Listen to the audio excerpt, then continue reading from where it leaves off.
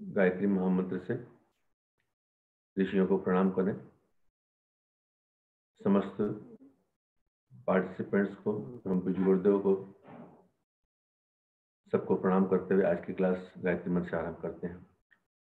ओम भूर्भुवः स्वः तत्सवितुर्वरेण्यं भर्गो देवस्य धीमहि धियो यो नः प्रचोदयात्।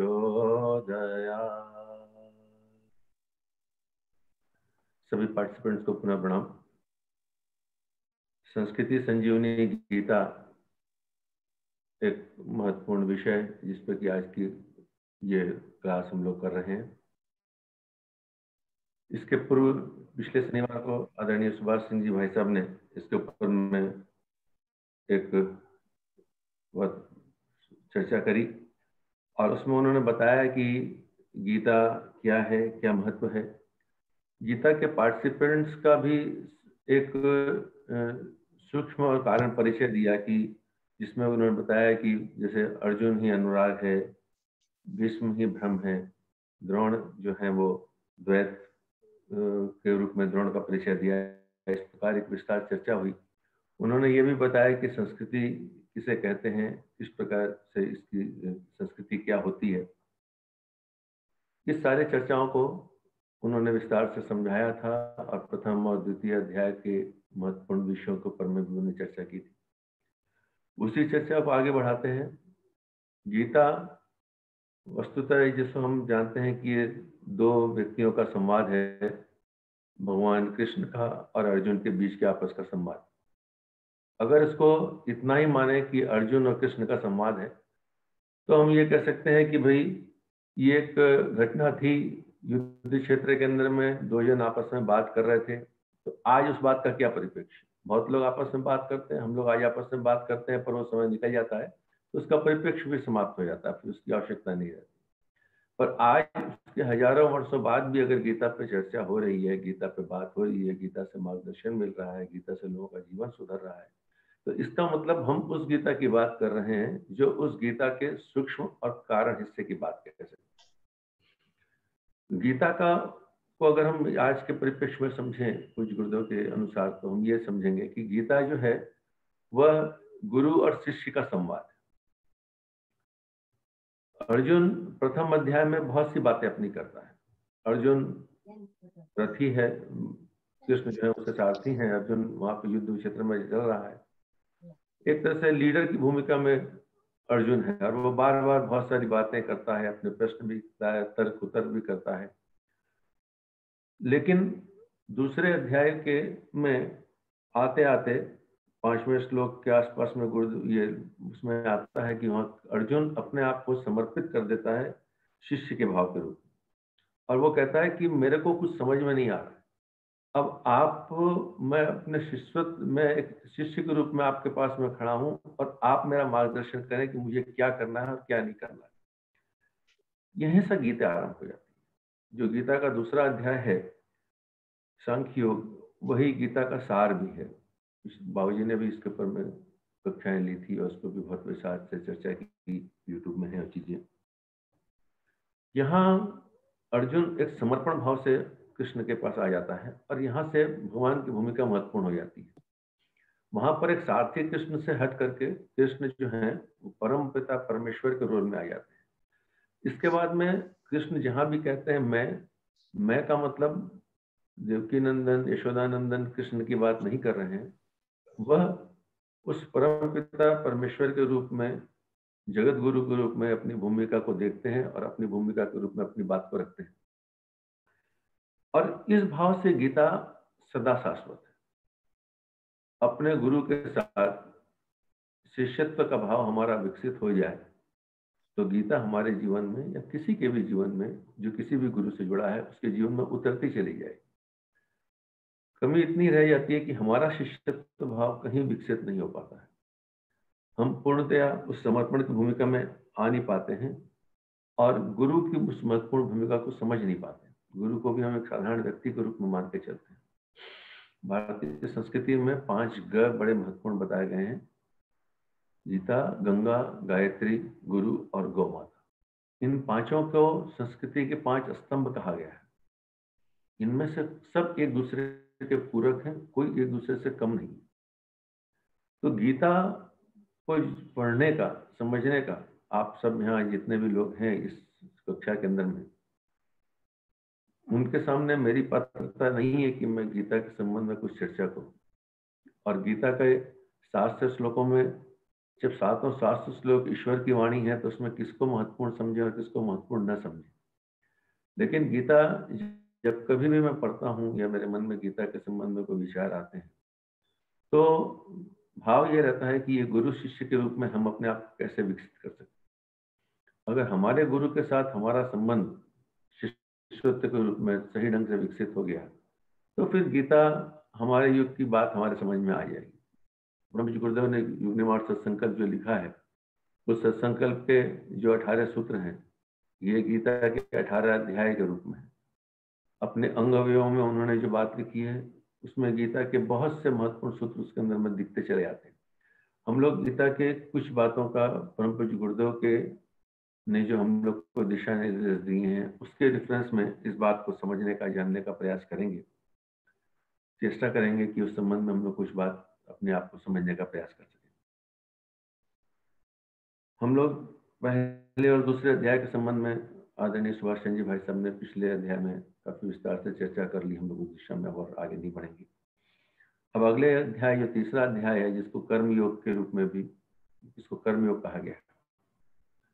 कर्मयोग का अर्थ यह है कि वहां भगवान श्री कृष्ण ये कहते हैं कि कर्म में तो आदमी को प्रवृत्त होना ही पड़ेगा, लेकिन कृष्ण भावनामृत होकर के, यानी अपने कार्यों को कृष्ण के कार्य में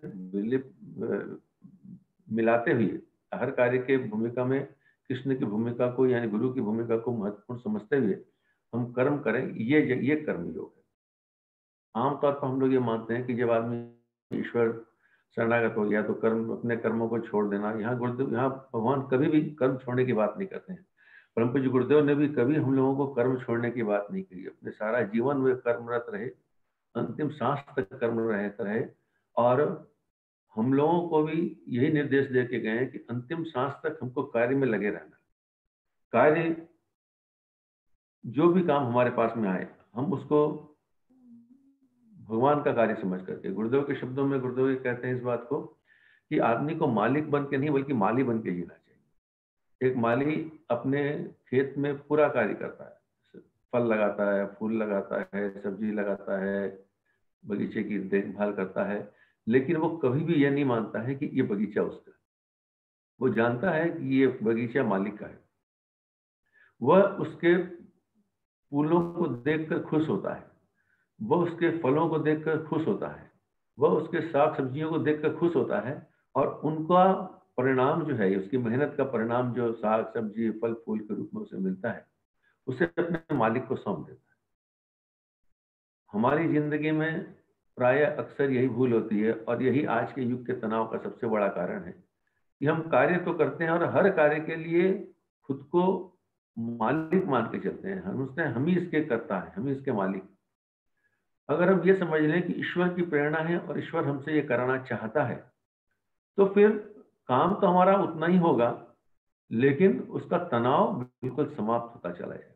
ये बहुत महत्वपूर्ण बात है आज के समय में, और हर समय में, शायद हर समय में, क्योंकि स्ट्रेस दिन पर दिन बढ़ते जा रहा है कार्यकारी व्यक्ति के अंदर में। चाहे व्यापार करे, चाहे नौकरी करे, चाहे गृहिणी हो, चाहे किसान हो, चाहे कोई भी विद्यार्थी हो, उसको अपने कार्यों का परिणाम तुरंत फुरत चाहना चाहता है। और यही गीता ही कहती है कि तू अपने कार्यों को कर और परिणाम मुझे सौंप। हालांकि इतना आसान काम नहीं है ये, इस बात को करना देखने में बहुत आसान लगता है, लेकिन मोटिव आदमी को, कई लोग तो ये कहते हैं कि ऐसा करेंगे तो मोटिवेशन ही खत्म हो जाएगा, हम काम क्यों करेंगे, जब सब काम भगवान के लिए तो हम काम क्यों करेंगे। लेकिन जब उसके अंदर में थोड़ी गहराई से जाएंगे तो ये समझ में आएगा कि उस कार्य का जो आनंद है वही उसका मोटिवेशन। जब तक हम कार्य को अपनी सफलता मानते हैं तो उसका आनंद बहुत सारी परेशानियों को लेकर के आता है, और वह आनंद उन परेशानियों के बीच में हम पूरी तरह से उसका लाभ ले नहीं पाते। लेकिन जो ही हम अपने कार्यों को ईश्वर पर समर्पित कर देते हैं, उसके साथ समर्पित एक रूप होकर के कार्य करते हैं और उसकी सफलता में अपनी सफलता को उसकी सफलता मानते हैं, तो उस कार्य का आनंद ही एक अलग किस्म का हो जाता है। तो यही बात कर्म योग के अंदर में, गीता के 3रे अध्याय में ये बात समझाई गई है कि योग मतलब ये योग व्यायाम आसन के रूप में शरीर को शुद्ध करना ही नहीं, बल्कि मन के द्वारा मन की बुद्धि को श्रेष्ठ करके अपने कार्यों को उसमें निवृत्त करना, ये बड़ा कर्म योग है। और ये निश्चित रूप से एक आदमी को लगातार पुरुषार्थ करे और मनन चिंतन करे तो उस दिशा में चल भी पड़ता है। 4था अध्याय जो है उसको ज्ञान कर्म संन्यास योग के रूप में कहा गया है और इसमें ज्ञान की भी व्याख्या की गई है कि ज्ञान क्या है। तो हम ये कहते हैं कि आदमी के पास ये समस्या रहती है कि 3 तरह के योग बताए गए हैं, ज्ञान योग, कर्म योग, भक्ति योग। लेकिन गीता में भगवान कहते हैं कि तीनों कर्म बिल्कुल अलग नहीं, ये तीनों योग अलग नहीं है, एक ही चीज है। कर्म करना है, पर कर्म कैसे करें इसके लिए ज्ञान भी चाहिए। तो ज्ञान क्या है? ज्ञान उसके अंदर में उसकी एक पृष्ठभूमि में एक बहुत महत्वपूर्ण चीज है। उस महत्वपूर्ण चीज के अंदर में उसकी पृष्ठभूमि में भगवान ये कहते हैं कि ये अविनाशी योग कल्प के आरंभ में आदि सूर्य को कहा, सूर्य ने मनु को कहा, मनु से राजा इक्ष्वाकु को, यानी इस परंपरा के रूप में इस ज्ञान को मिला। अपने अंग अवयवों को जब हम पढ़ते हैं तो उसके आरंभ में गुरुदेव लिखते हैं कि ये योजना जो है वह किसी को ये समझना नहीं चाहिए कि योजना किसी व्यक्ति ने बनाई है। वो लिखते हैं कि इस विशाल का योजना में प्रेरणा ऊपर वाले ने दी है, कोई दिव्य सत्ता बता या लिखा रही है। हृदय और मस्तिष्क का हर कण कण जर्रा जर्रा उसे लिख रहा है, लिख ही नहीं रहा है वरन उसे पूरा करने का ताना बाना भी बुन रहा है। यानी ये भगवान कृष्ण ने जहां उसको ज्ञान का उपदेश दिया और ये कहा कि ये ज्ञान जो है परंपरागत से प्राप्त हो रहा है। भगवान परम पूज्य गुरुदेव भी हमें जब ये बात कहते हैं, जब अंग अवयवों को पढ़ते हैं, तो ये लगता है कि ये जो कार्य गुरुदेव कह रहे हैं, हमें करने के लिए दे रहे हैं, हमको प्रेरित कर रहे हैं, ये योजना साधारण योजना नहीं है, ये ईश्वरीय योजना है। और जिस प्रकार अर्जुन कृष्ण के वचनों को ईश्वरीय वचन समझ करके अपने जीवन में धारण करने का प्रयास कर रहा था, वैसा ही हमको भी अपने गुरुदेव के वचनों के साथ में एक रूप होने का प्रयास करना चाहिए। इसी में एक और महत्वपूर्ण श्लोक आता है जो सब लोग जानते हैं गीता के संबंध में, परित्राणाय साधूनां विनाशाय च दुष्कृताम्। यहाँ भगवान कहते हैं कि अवतार का उद्देश्य हमारा जो है वो साधुओं को परित्राणाय साधूनां, उनका उद्धार करने के लिए, उनकी रक्षा करने के लिए, और विनाशाय च दुष्कृताम्, दुष्टों का नाश करने के लिए। पूज्य गुरुदेव कहते हैं युग निर्माण योजना का उद्देश्य मनुष्य में देवत्व का उदय और धरती पर स्वर्ग का उदय। यहां कहीं भी गुरुदेव ने विनाश की बात नहीं कही, और यह बात कोई बुद्ध का उत्तरार्ध ही कर सकता है। मनुष्य में देवत्व का उदय और धरती पर स्वर्ग का उदय, यानी अगर हम एक तरह से देखें तो उस समय जो भगवान कृष्ण ने बात कही उससे एक कदम ऊपर ही परम पूज्य गुरुदेव ने बात कही है कि यहाँ दुष्टों के विनाश की बात ही नहीं कही। वो कहते हैं कि समझदारों की नासमझी, वो कहते हैं कि उल्टे को जो चीजें उलट गई है उसको उलट के सीधा कर देने से सीधी हो जाएगी। आज के युग की में हर व्यक्ति समझदार है, क्योंकि हर व्यक्ति में ईश्वर का अंश है। जब ये कहते हैं कि ईश्वर कण कण में विद्यमान है, तो इसका मतलब ईश्वर सबके अंदर में है और वो उस चीज को देख नहीं पा रहा। हम लोग ये कहते हैं कि सुबह सूर्योदय होता है। सूर्योदय तो सच पूछे तो कभी नहीं होता, सूर्य तो अपनी जगह पर स्थिर है, पृथ्वी ही घूमती है। यानी हमारे जीवन में अगर सूर्योदय होना है तो हमको ही सूर्य की तरफ मुंह करना पड़ेगा। सूर्य हमारी तरफ आएगा नहीं, सूर्य उदय नहीं होगा। हमको लगता है कि सूर्य उदय हो रहा है, लेकिन वस्तुतः पृथ्वी अपना मुंह सूर्य की तरफ करती है, और जहां जहां सूर्य की तरफ मुंह करती है वहां वहां सूर्योदय होता है। हमारे जीवन में जब जब हम ईश्वरीय ज्ञान के प्रति, गुरुदेव के विचारों के प्रति, उपनिषदों के ज्ञान के प्रति अपने चिंतन मनन को उस दिशा में जब ले जाते हैं, तब हमारे जीवन में ज्ञान का उदय होने लगता है। और यही बात इसके अंदर में एक महत्वपूर्ण बात हमको इसमें सीखने की, जानने की है कि हम अपने जीवन को इस प्रकार ढालें कि पूज्य गुरुदेव जो चीज चाह रहे थे वो ज्ञान हमारे जीवन के अंदर में आता चला जाए। 5वां अध्याय कर्म संन्यास योग के रूप में वर्णित है। कर्म संन्यास योग का मतलब यह है कि जब ज्ञान सही स्वरूप में हमारे पास आ जाता है तो ये हमको ये पता चल जाता है कि ये हमारा कुछ भी नहीं, इस धरती इस कण कण में जो कुछ भी है ईश्वरीय सत्ता है। और फिर वो कर्म जो हमारा है वो संन्यास के रूप में विकसित होने के लिए तत्पर हो जाता है। ये तीनों अध्याय आपस में बिल्कुल मिले जुले से लगते हैं। और इस अध्याय में भगवान यही कहते हैं कि कर्म के फल तो हर व्यक्ति को कर्म का फल भोगना पड़ता है। तो यह कैसे करें कि हमको कर्म के फल का भोगना न पड़े, कर्म हमारे को हमको किसी प्रकार का बंधन में न बांधे। तो उसका उपाय यही है कि हम ज्ञान युक्त कर्म अगर हम करें।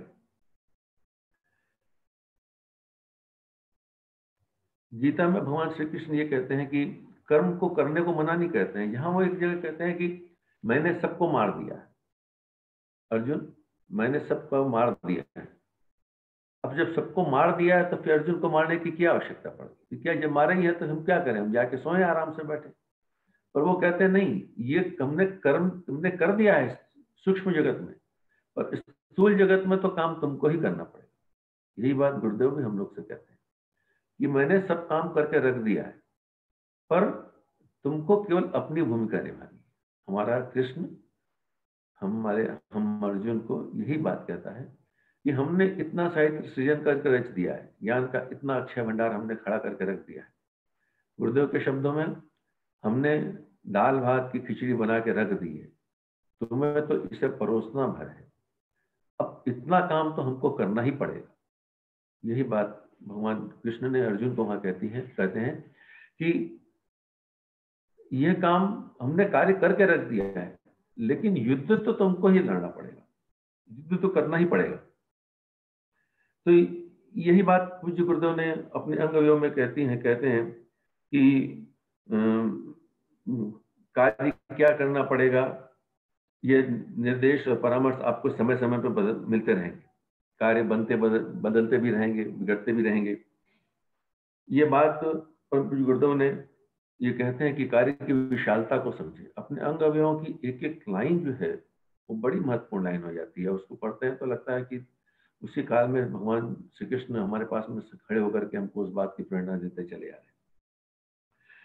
तो यह जो बात है कि ये कार्य गुरुदेव ने करके रख दिया, अब हमारा जो कर्म योग है वो इस प्रकार बन जाए कि हमारे जीवन के सारे कर्म उनके उस विराट उद्देश्य को, मनुष्य में देवत्व का उदय और धरती पे स्वर्ग के अवतरण के उस विराट उद्देश्य को पूर्ण करता हुआ बन जाए, तो गीता हमारे जीवन के अंदर में एक फलित होती चली जाएगी, सार्थक होती चली जाएगी।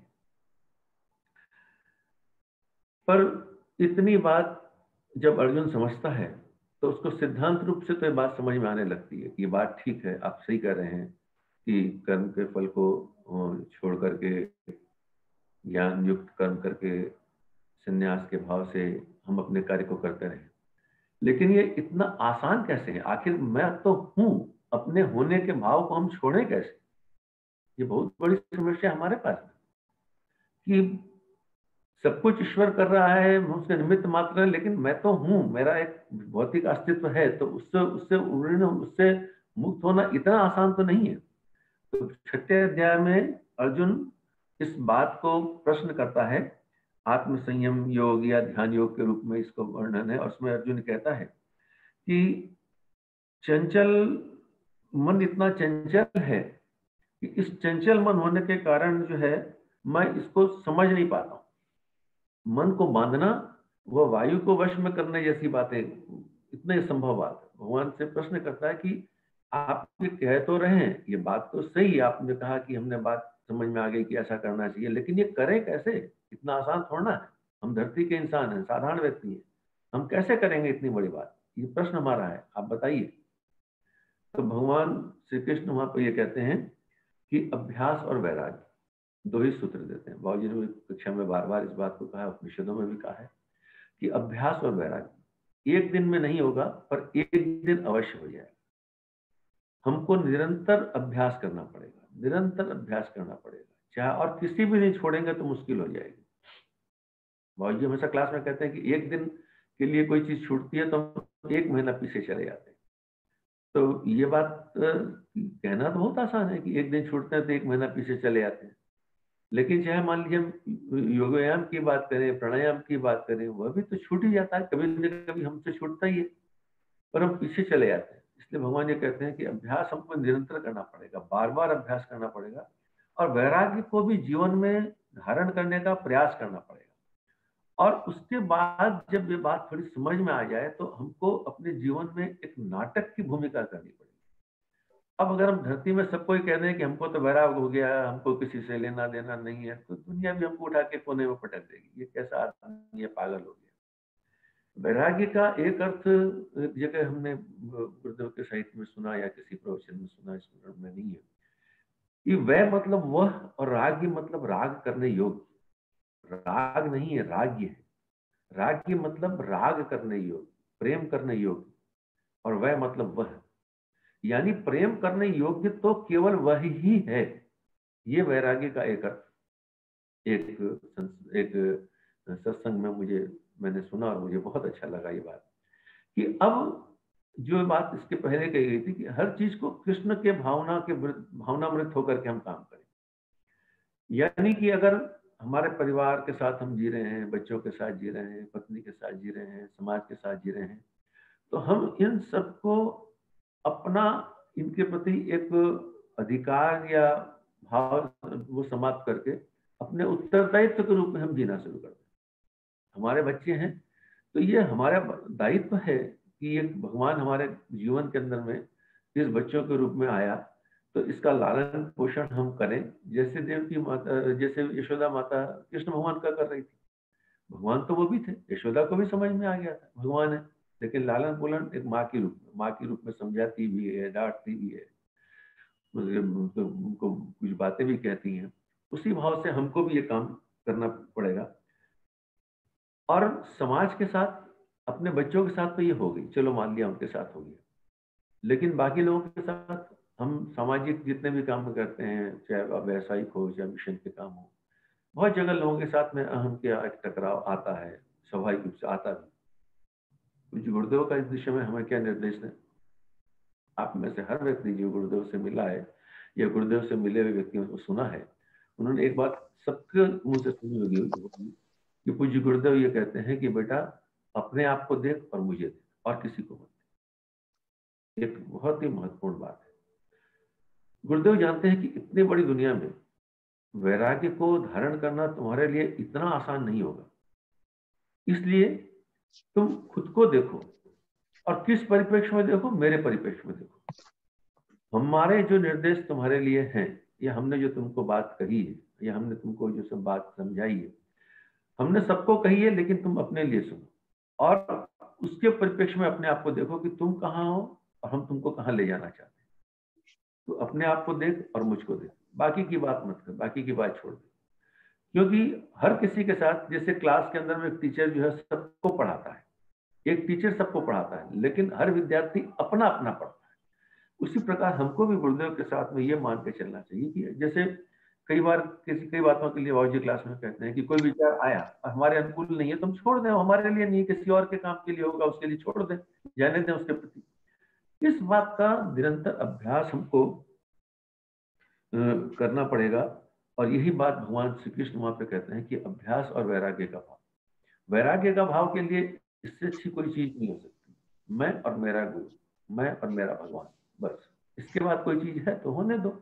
एक रंगमंच के नाटक की तरह हम अपना काम करते जा रहे हैं, पत्नी से प्रेम भी करना है, बच्चों से बात भी करनी है, मान लीजिए ऑफिस के अंदर में ऑफिसर का रोल करना है, मालिक का रोल करना है, तो एक एक अदाकार के रूप में, एक कलाकार के रूप में अपनी भूमिका निभाएं। गुस्सा भी होना है तो हम ऑफिस में अपने सहयोगियों के साथ में, नीचे काम करने वाले लोगों के साथ में, या परिवार के किसी व्यक्ति के गलत करने पर हम क्रोध भी करते हैं, तो वो क्रोध का नाटक भर होना चाहिए। हमको ये मानना चाहिए कि क्रोध हमारा इस बात के लिए है, इस व्यक्ति के प्रति नहीं।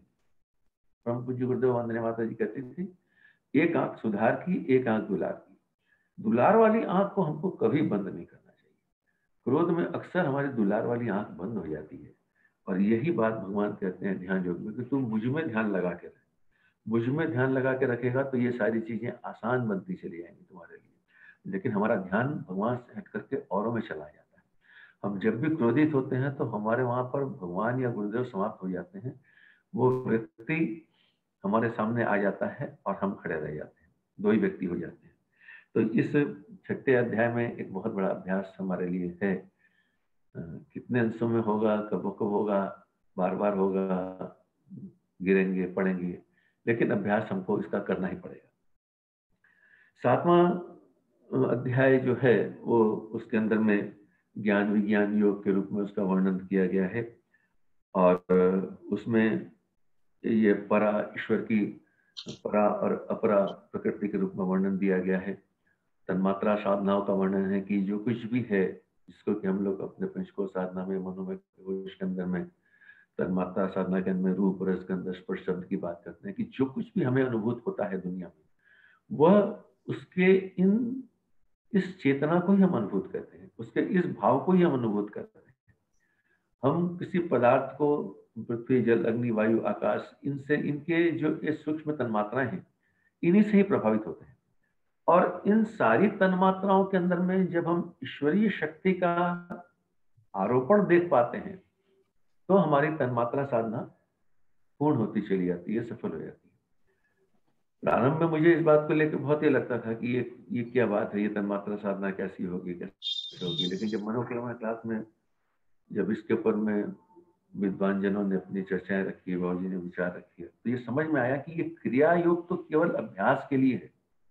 असली बात यह है कि हम आम का फल जीभ पर रखे और आम का स्वाद हमको याद आया, ये हमको याद रखने भर की बात है। बस सच तो बात यह है कि ये याद रखना है कि हर स्वाद में हम ईश्वर को देखें, और इसीलिए हम स्वाद के बंधन में न, हम ईश्वर को, हम स्पर्श को ईश्वर का स्पर्श समझें, इसलिए संसार के स्पर्श से हम प्रभावित न हो जाए। हम हर शब्द को ईश्वर के शब्द के रूप में समझें, और इसलिए संसार के शब्दों में उलझ न जाए।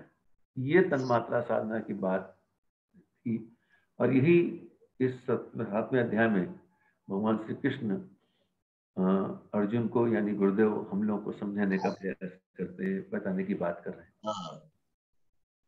8वां अध्याय अक्षर ब्रह्म योग की बात है, भगवत प्राप्ति की बात है। इसमें जीव और ब्रह्म के संबंध को बताया गया है कि जीव का ब्रह्म के साथ क्या संबंध है। और यहाँ पर भगवान श्री कृष्ण ये बात कहते हैं कि अंत समय में भी जो मुझे स्मरण करते हुए शरीर का त्याग करता है वह मेरे स्वरूप को प्राप्त हो जाता है। अब इस बात का हम ये अर्थ अगर लगा लें कि सारा जीवन जैसा करना है वैसे करें, अंत समय में ईश्वर को स्मरण कर लेंगे, तो अंत समय कब होगा ये तो हमको नहीं पता। एक सांस बाहर निकली, अगली सांस अगर ना आए तो अंत समय होगी। तो यह तो तभी होगा जबकि इसके पिछले अध्याय में जिस अभ्यास और वैराग्य की बात कही गई है, ये जब फलित हो जाएगा तभी ये बात आएगी कि अंत समय में ईश्वर का स्मरण होता है। मेरी माँ 4 साल पहले उनका शरीर शांत हुआ, जब वो बीमार थी। वैसे मैं उनको बीमार होते देखा नहीं, लेकिन अंत समय में 15-20 दिन वो बहुत बीमार रही, एक कोमा की स्थिति में भी रही। और हम लोग ये देखते थे कि वो कोमा की स्थिति में भी कुछ बड़बड़ाती थी, और जब हम बहुत ध्यान से उसको सुनने का प्रयास करते थे तो लगता था कि कहीं गायत्री चालीसा पढ़ रही। तो हम लोग उस बात को देख करके बहुत आश्चर्यचकित हो जाते थे कि ये कौन सी हिस्सा का काम कर रहा है, ये अचेतन मस्तिष्क किस जगह काम कर रहा है कि वो उस समय में भी उनके मुंह से गायत्री चालीसा, जबकि वो अचेतन स्थिति में, उनको किसी चीज का होश नहीं है, लगभग एक सेमी कोमा की स्थिति में आ गई थी। तो पर वहां पे मुंह से बड़बड़ाती थी तो उसमें गायत्री चालीसा। ये भाव तभी हो सकता है जबकि लंबा उस पर अभ्यास किया जाए। इसी में एक बात यह भी आती है कि उत्तरायण और दक्षिणायन की बात आती है कि आदमी उत्तरायण के अंदर में शरीर त्याग करता है तो वह ब्रह्मलोक के आगे उसको प्राप्त करके उसके आगे बढ़ जाता है, उसका पुनरागमन नहीं होता है। यहाँ भी बाबू जी ने बहुत बार इस बात को समझाया कि ये उत्तरायण और दक्षिणायन है क्या, ये सूर्य की गति नहीं है, यह कुंडली जागरण का विषय है। हमारा मूलाधार दक्षिण क्षेत्र, सहस्त्रार उत्तरी क्षेत्र। मूलाधार से सहस्त्रार की यात्रा का वर्णन इसके अंदर में, यानी हम पदार्थ से चेतना की ओर जब हमारी यात्रा शुरू हो जाती है और जब चेतना की तरफ उन्मुख होकर के आदमी निकलता है तब वह वापस इस जगत में लौट करके नहीं आता। ये मकर संक्रांति के बाद में कोई व्यक्ति की मृत्यु हो जाएगी तो वो मोक्ष हो जाएगा, ये भ्रम अज्ञानवश हम लोग पाल लेते हैं। और इसलिए भगवान श्री कृष्ण गीता के पहले ही में इस ज्ञान योग को कहते हैं कि जब तक ज्ञान सही नहीं होगा तब तक कर्म भी सही नहीं होगा। कर्म तो ये समझ लिए, लेकिन ज्ञान उसका ये है कि हम उसको समझें। कुंडली जागरण की ध्यान धारणा में परम पूज्य गुरुदेव ये कहते हैं कि ऊर्ध्वगमन में वो कहते हैं कि भूलोक से ब्रह्मलोक तक, मूलाधार भूलोक, सहस्त्रार ब्रह्मलोक, मेरुदंड देवयान मार्ग, देवयान मार्ग से ही हम ऊर्ध्वगमन की यात्रा कर सकते हैं। तो यह जो जीव और ब्रह्म का संबंध जो है वह उसके ये पूरी तरह कुंडलिनी विशेषांक का एक पक्ष है, जिसमें कि बताया गया है कि हम किस प्रकार अपनी चेतना को मूलाधार से सहस्त्रार की ओर ले चलें ताकि हम उस जगह को पहुंच सके जहाँ पे कि भगवान हमें चाहता है। और यही बात गुरुदेव पंचकोश साधना के माध्यम से, कुंडलिनी जागरण के माध्यम से हम ये चाहते हैं। और मैंने पहले भी इस क्लास में इस बात को उल्लेख किया था, मुझको भगवान ये रामकृष्ण परमहंस की बात बहुत महत्वपूर्ण लगती है। अंतिम समय में रामकृष्ण परमहंस कहते हैं कि मैं 100 साल बाद वायव्य दिशा में पुनः आऊंगा, और उस समय जो आत्माएं मुक्त नहीं हो पाएंगी उनको बहुत लंबे समय का इंतजार करना। 100 साल बाद वायव्य दिशा में आऊंगा, ये बात बहुत बार हम लोगों ने इसका उल्लेख हमने इसलिए किया है कि हमें प्रमाणित करना चाहते हैं कि गुरुदेव रामकृष्ण परमहंस के ही का पुनर्जन्म के रूप में है। प्रमाणित करने की ये बहुत आवश्यकता नहीं है, इसको मानने वाले मानेंगे, नहीं मानने वाले नहीं मानेंगे। लेकिन उसकी जो दूसरी वाली बात थी वो ज्यादा महत्वपूर्ण बात थी कि उस समय जो आत्माएं मुक्त नहीं हो पाएंगी उनको बहुत लंबे समय का इंतजार करना पड़ेगा। यानी हमारे पास जो ये अवसर है ये बड़ा ही महत्वपूर्ण अवसर है, और ये अवसर हमारे हाथ का चूक गया तो फिर एक बहुत लंबे समय तक का इंतजार करना पड़ेगा। इसलिए गुरुदेव ने जो जो दिशा निर्देश दिए हैं उस पर हम चलने का हमको खूब खूब प्रयास करना चाहिए, खूब खूब अभ्यास करना चाहिए। उसके बाद का जो अध्याय है, 9वां अध्याय, वह राज विद्या राजगुह योग के रूप में यानी परम गुह ज्ञान के रूप में इसमें बताया गया है। और इसमें भगवान श्री कृष्ण कहते हैं कि तू अन्य देवताओं की पूजा करेगा तो उन देवताओं को प्राप्त होगा, और मुझे पूजा करेगा तो परब्रह्म को प्राप्त करेगा। और अन्य देवताओं को तो जिनको भी पूजा करेगा वो पूजा भी वापस मेरे पास ही आएगी। यानी यहाँ गुरुदेव यहाँ पे भगवान श्री कृष्ण एक निष्काम भाव से जीने की बात बता देते हैं कि तुम सकाम भाव की पूजा करेगा तो सकाम पदार्थ मिलेंगे। वो बहुत छोटी सी बात है, उसमें कुछ नहीं पड़ा हुआ है। और यह बात साधना पथ पर साधकों के बताई जाती है कि साधना पथ पर जब चलते हैं तो छोटी मोटी उपलब्धियां मिलती ही हैं, हर साधक को मिल जाती हैं। और साधक को उसमें उलझना नहीं चाहिए, क्योंकि वो उसके लिए पुरस्कार नहीं है, वो उसके लिए गतिरोध है। बचपन के अंदर में एक कहानी हम सब ने सुनी होगी कि एक कुल्हाड़े की एक लकड़हारा था, उसकी कुल्हाड़ी जो है वो जल में गिर जाती है तो वो रोने लगता है कि मैं कैसे जीवन यापन करूंगा। ईश्वर से प्रार्थना करता है कि मुझको ये कुल्हाड़ी दे दो ताकि अपना जीवन यापन कर सकूं। जल देवता उसमें से निकलते हैं, उसको पहले चांदी की कुल्हाड़ी देते हैं, फिर उसको सोने की कुल्हाड़ी देते हैं, फिर हीरे रत्नों की कुल्हाड़ी देते हैं। वो सबके लिए मना कर देता है कि नहीं ये मेरी नहीं है, मुझे मेरी वाली चाहिए। हम बचपन में इसको इस भाव से हम पढ़े थे, समझे थे कि मनुष्य को लालच नहीं करना चाहिए। मोरल ऑफ द स्टोरी ये था कि मनुष्य को लालच नहीं करना चाहिए। लेकिन जब साधना पथ पर आने के बाद में ये समझ में आया कि उस बचपन की उस कहानी में ये कहा गया था कि जब आदमी पवित्र होकर के जीवन यापन करता है तो उसको ईश्वर के से प्रार्थना करता है, ईश्वर का ध्यान करता है, ईश्वर का मनन करता है तो उसको कई उपलब्धियां मिलती हैं। पर उसमें उसको अटकना चाहिए नहीं चाहिए, उसको अपनी मूल यात्रा की तरफ अपना ध्यान बनाए रखना चाहिए।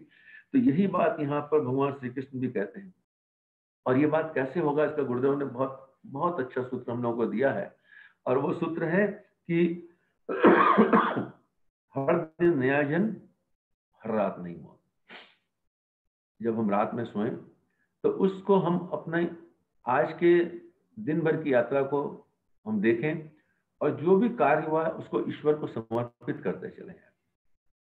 और यही बात इसके 34वें श्लोक में भगवान श्री कृष्ण कहते हैं कि अपने मन को नित्य मेरे चिंतन में लगाओ, मेरे भक्त बनो, मुझे नमस्कार करो और मेरी ही पूजा करो।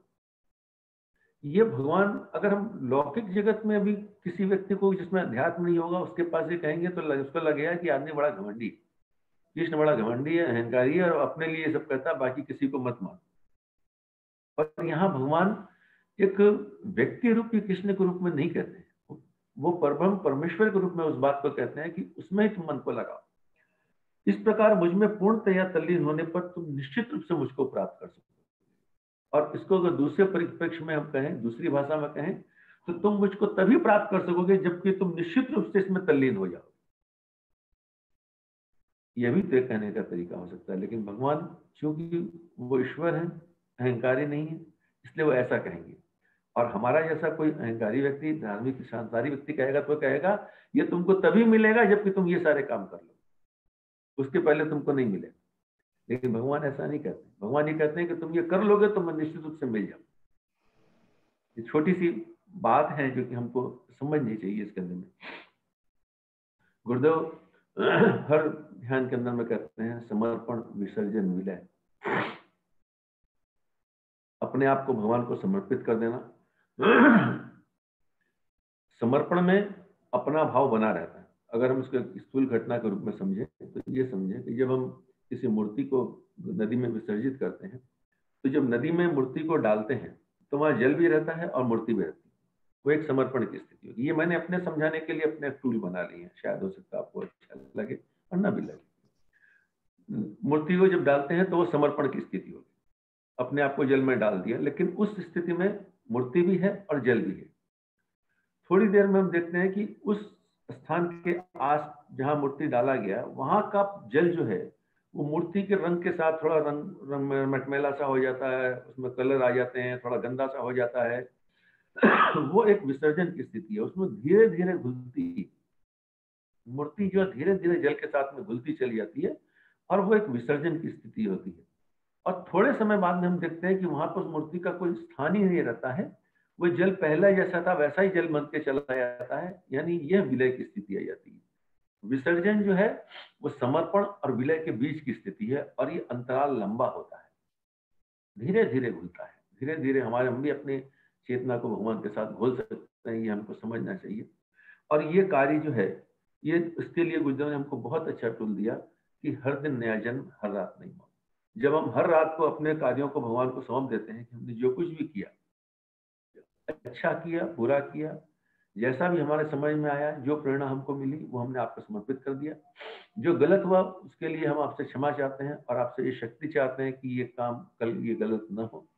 और जो अच्छा हुआ वो आपकी प्रेरणा से हुआ, वो आपको समर्पित है, आप ही उसके मालिक हैं, आप ही उसके अधिष्ठाता हैं।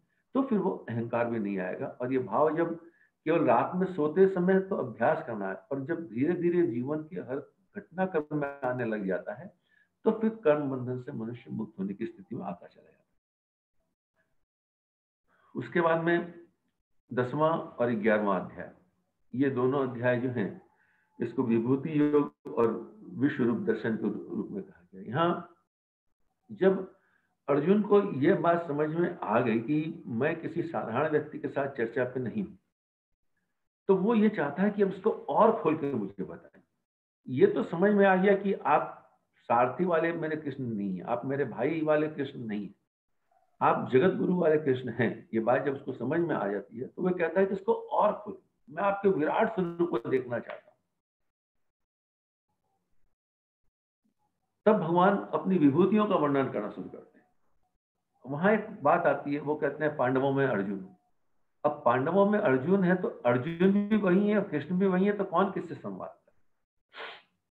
यानी कि विभूतियों का वर्णन किया गया है कि जहां जहां भी श्रेष्ठता है वहां मैं हूं, या जहां जहां मैं हूं वहीं श्रेष्ठता है।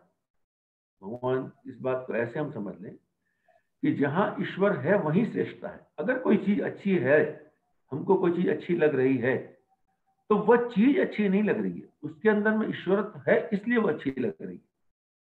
और इस प्रकार हम ईश्वर के गुणों को कण कण में देख सके।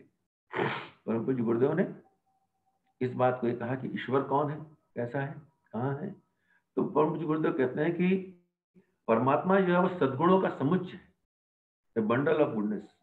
दुनिया में जहां कहीं कोई भी अच्छाई है तो वो तभी है कि जब वहां पे परमात्मा की चेतना है, ईश्वर की चेतना है, कृष्ण की चेतना है, तो वहां पे वो अच्छाई है। चेतना नहीं होगी तो वहां पे कोई अच्छाई नहीं रहेगी। तो ये परमात्मा के उसके उसके स्वरूप को हम समझें कि वह नदियों में गंगा है, यानी जहां श्रेष्ठता है वहां ईश्वर है। यही गायत्री मंत्र में वरेण्यम शब्द है, हम ईश्वर की श्रेष्ठताओं को वर्ण करें। विश्व रूप दर्शन में भगवान के विराट स्वरूप का दर्शन की बात आती है। यहाँ पे भी एक बड़ी महत्वपूर्ण बात हम लोग को समझनी चाहिए कि भगवान का दर्शन वहां कहते हैं, ईश्वर कहते हैं कि मैं तुमको दिव्य चक्षु प्रदान करता हूँ। ये दिव्य चक्षु कौन से हैं?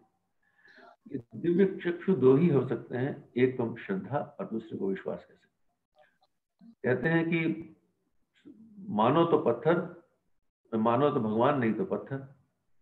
एक ही पत्थर जिसको उठा करके आदमी कोई तोड़ फोड़ कुछ भी करता है और उसको उठा करके जब शिवलिंग के रूप में स्थापित कर देता है तो उसके लिए शालिग्राम भगवान बन जाते हैं, शंकर भगवान बन जाते हैं। यह श्रद्धा का आरोपण उसको चल रहा जब होता तो हो जाता है।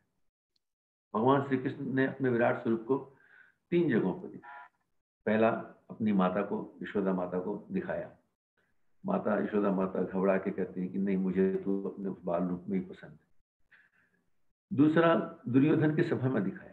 भगवान ने विराट स्वरूप को दिखाया, सबने देखा, माना किसने?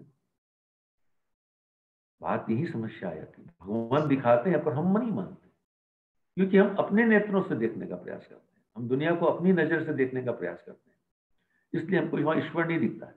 वहां दुर्योधन करता है ये छलवा है, ये इसका माया जाल है, इसमें फंसो मत, इसमें रुको मत, फंस जाओगे तो मुश्किल हो जाएगी। हमारी भी बुद्धि दुर्योधन की तरह जब ईश्वर के विराट स्वरूप को देखती है तो इसको ये कहती है कि इसमें अटको मत, इसमें फंसो मत, फंस जाओगे तो संसार छूट जाएगा। ये बात सही है, संसार छूट जाएगा, पर कुछ और भी मिल जाएगा जो संसार से बहुत बड़ा है और जिसमें संसार समाया है, और जब संसार उसमें समाया है तो संसार छूटेगा भी नहीं। पर ये बात मुझे अर्जुन की तरह की कहना बहुत आसान है, पर समझना, व्यवहार में लाना बहुत मुश्किल है। लेकिन सिद्धांत अगर समझ में आ जाए तो धीरे धीरे अभ्यास के द्वारा ये बात भी समझ में आ जाएगी निश्चित रूप से। तो पूज्य गुरुदेव को भी हम एक साधारण मनुष्य के रूप में मानने की गलती कर बैठते हैं। हमको लगता है कि साधारण व्यक्ति के रूप में कई बार हम उसको देखना शुरू कर देते हैं, मानते हैं कि गुरुदेव हैं, लेकिन वो अपने जैसा ही कोई व्यक्ति उनको मान चलते हैं, इसलिए बड़ी समस्या होने लगती है। ईश्वरवास्य उपनिषद के प्रथम सूत्र में ही ये बात कही है कि ईश्वरवास्यम इदम सर्वम यत् किंचित् जगता। इस जगत में जो कुछ भी है वह ईश्वर से आवृत है और उसके भीतर भी ईश्वर। तो इसको हम समझें, ईश्वर के विराट स्वरूप को दर्शन करने की बात उसमें समझने का प्रयास करें। अध्याय 12 जो भक्ति योग का अध्याय है, और इसमें वही बात जो भगवान कहते हैं कि अपने सब कार्यों में इसको ईश्वर के कार्य में विलीन करने से हम उस पूर्णता को प्राप्त कर लेते हैं। पहले आदरणीय चंद्र जी की बात हो रही थी, मुझे बात बहुत अच्छी लगी। कई बार को लगता है कि हमको कोई ऐसा मिल जाए जो हम कोई कार्य दे दे, उससे हमें, उन्होंने कहा कि दिलीप को कार्य दिया गया, देखिए गाय को शस्त्र, गाय तो आपको हो जाएगा। तो ये बात ने भी हमको काम खुला पुस्तक चलाया, लोग पहले लेके जाने की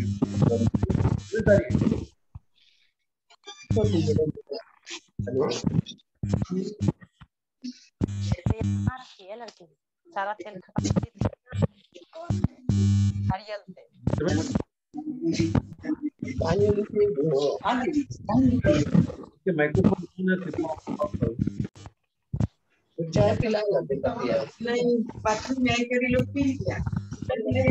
भाई साहब थोड़ा सा इंटरप्ट के लिए सॉरी, मैं आप सबको म्यूट कर रहा हूँ इसमें, तो आपको दोबारा अनम्यूट करूंगा।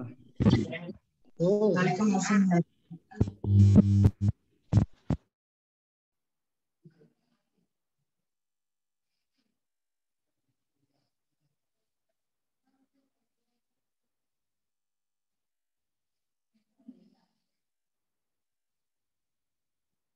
भाई साहब, अपने आप को अनम्यूट कर लीजिए। जी सॉरी भाई साहब। ठीक है भाई साहब, कोई बात नहीं। तो अध्याय 12 बड़ा महत्वपूर्ण अध्याय है, भक्ति योग का अध्याय है। और ये पूर्ण समर्पण की बात उसमें सिखाई जाती है। और जो बात हम कर रहे थे, मुझे उस बात चंदन जी की बात बहुत बहुत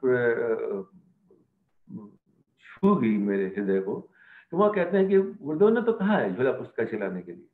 तो अब उसको बात को बहुत साधारण बात मान लेते हैं, झोला पुस्तकालय चलाना, हाँ ठीक है बहुत काम किया, झोला पुस्तकालय चलाना। हम गए झोला पुस्तकालय लेके, कोई मिला नहीं मिला, लेकिन हम में से कितने लोग झोला पुस्तकालय चला पाए। और हमको ये लगता है कि भगवान हमको कोई काम कर दे तो हम भी उस काम को कर लें, हम भी, हमारा भी कल्याण हो जाए। तो उन्होंने बहुत छोटे से रूप में कहा कि भगवान का दिया हुआ छोटा सा निर्देश भी महत्वपूर्ण होता है, लेकिन हम तब कर पाएंगे जबकि हम उसको ईश्वर का निर्देश माने। हमको मान लेते हैं कि ठीक है ये कर लो, झोला पुस्तकालय, हाँ ठीक है झोला पुस्तकालय चलाते हैं, चलाएंगे, देखेंगे। हम किसी पास गए थे पर भाई साहब हमारी बात नहीं सुनता, हमारी बात नहीं कहा, हमने उसको कहा पर वो कोई माना नहीं, ये क्या बात। तो ये बात हमको कभी कभी हम उसको बहुत सहज रूप से ले लेते हैं। लेकिन उस दिन जब छंदोग्य उपनिषद के क्लास में चंदन जी जब कही, तो मुझको लगा कि वास्तव में भगवान तो हमको प्रेरणा देते हैं, पर हम उस प्रेरणा को सुनकर अनसुना कर देते हैं। तो ऐसे बहुत से चीजें हैं भक्ति योग के अंदर में।